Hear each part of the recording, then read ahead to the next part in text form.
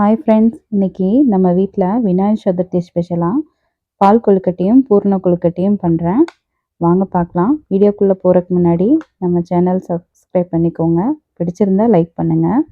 இப்போ 2 கரண்டி மாவு எடுத்திருக்கேன். 2 டம்ளர் அளவுக்கு மாவு எடுத்திருக்கேன். கொஞ்சம் சுடு தண்ணி ஊற்றி நல்லா பிசைஞ்சிக்கிறேன்.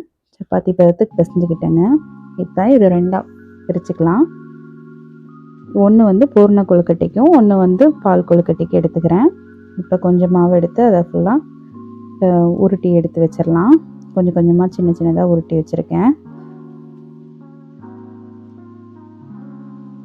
இந்த சைஸுக்கு உருட்டியிருக்கேன்.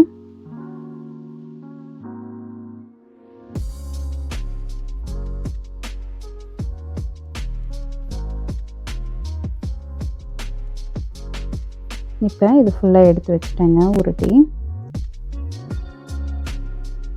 இப்போ பாதி மாவு எடுத்து வச்சுருக்கோம் இல்லையா, அது வந்து பூரண கொழுக்கட்டைக்கு. இப்போ தேவையான அளவுக்கு ஏலக்காயும் சர்க்கரையும் போட்டு பவுடர் பண்ணிக்கிறேன்.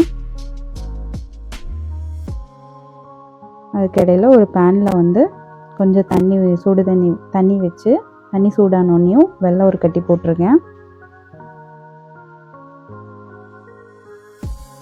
இப்போ இதுக்கிடையில் பால் கொழுக்கட்டைக்கு தேவையான கொஞ்சம் அளவான தண்ணி வச்சு அதை வந்து நல்லா கொதிச்சதுக்கப்புறம் இந்த பால் எடுத்து வச்சுருக்கோம் இல்லையா, அதெல்லாம் வந்து குட்டி குட்டி பாலாக இருக்கிறது எல்லாத்தையும் இதில் போட்டு ஒரு 10 நிமிஷம் வேகட்டும் சுடு தண்ணியில். இப்போ ஏலக்காய் பவுட்ரு அரைச்சி வச்சுருக்கேன் இல்லையா, அதையும் போட்டாச்சு. கொஞ்சம் நல்லா கொதிச்சிட்ருக்கு. அதுக்குள்ளே இந்த வெல்லம் வந்து கரைஞ்சி வந்துருச்சு. இப்போ அடுப்பு ஆஃப் பண்ணிடுறேன்.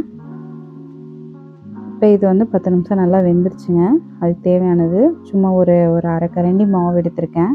அது வந்து கொஞ்சம் நல்லா தண்ணி கரைச்சி பச்சரிசி மாவு அதிலே ஊற்றிடுறேன். இது வந்து கொஞ்சம் கெட்டித்தன்மை தரும். இப்போ இந்தளவுக்கு கெட்டி இருக்குது. இப்போ இதில் வந்து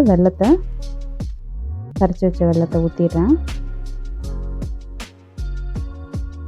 அவ்வளோதான், கலந்து விட்டுட்டோம். இப்போ இது கொஞ்ச நேரம் கொதிக்கட்டும் அந்த வெல்லத்தில்.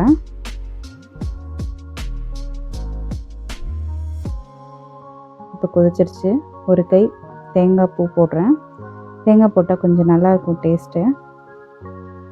அடுத்தது இப்போ வந்து அடுப்பை பற்ற வச்சு அந்த கொஞ்சம் வெல்லம் காய்ச்சி வச்சது கொஞ்சம் எடுத்து வச்சுருங்க. அதில் அந்த ஏலக்காய் பவுடரையும் போட்டு பூரண கொழுக்கட்டைக்கு தேவையான அளவுக்கு நல்லா கொதிக்க விட்டதுக்கப்புறம் கொஞ்சம் ஒரு கை தேங்காய் போட்டிருக்கேன். வெல்லத்திலே போட்டு கொஞ்சம் நல்லா இது ட்ரை ஆகிற வரைக்கும் சுண்டி வர வரைக்கும் வெயிட் பண்ணலாம். இப்போ வந்துருச்சு. இப்போ இந்த 3 அச்சு எடுத்திருக்கேன், 4. இப்போ பூரண கொழுக்கட்டை ரெடியாக இருக்கிறதுக்கு தேங்காய் எல்லாம் ரெடி ஆயிடுச்சு. இப்போ இந்த அச்சில் தான் ட்ரை பண்ணுறேன்.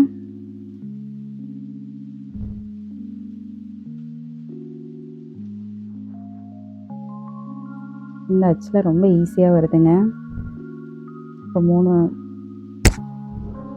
இதுலேயும் வச்சு பார்த்தேன். இது அவ்வளோதான், நான் ரெடி பண்ணி வச்சுருக்கேன்.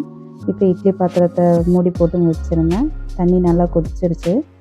இப்போ இருக்கிற எல்லா பூரணத்தையும் உள்ளே வச்சு ரெடி பண்ணியிருக்கோம் இல்லையா, அதை வந்து வேக வச்சிடலாம். இது ஒரு 10 நிமிஷம் வெந்தால் போதும். ஏற்கனவே நம்ம சுடு தண்ணி ஊற்றி தான் பிசைஞ்சிருக்கோம், சீக்கிரம் வெந்துடும். இப்போ ரெடி ஆயிடுச்சுங்க. இதான் நம்ம வீட்டில் செஞ்ச பூரண கொழுக்கட்டை. கொஞ்சம் சுண்டல் தாளிச்சிருந்தேன். பால் கொழுக்கட்டை பாருங்கள், எல்லாம் செஞ்சு பாருங்கள். வீட்டில் குழந்தைங்களுக்கும் செஞ்சு கொடுங்க. பிடிச்சிருந்தா லைக் பண்ணுங்கள், சப்ஸ்கிரைப் பண்ணுங்கள். விநாயகர் சதுர்த்தி ஸ்பெஷல் வாழ்த்துக்கள். தேங்க்யூ.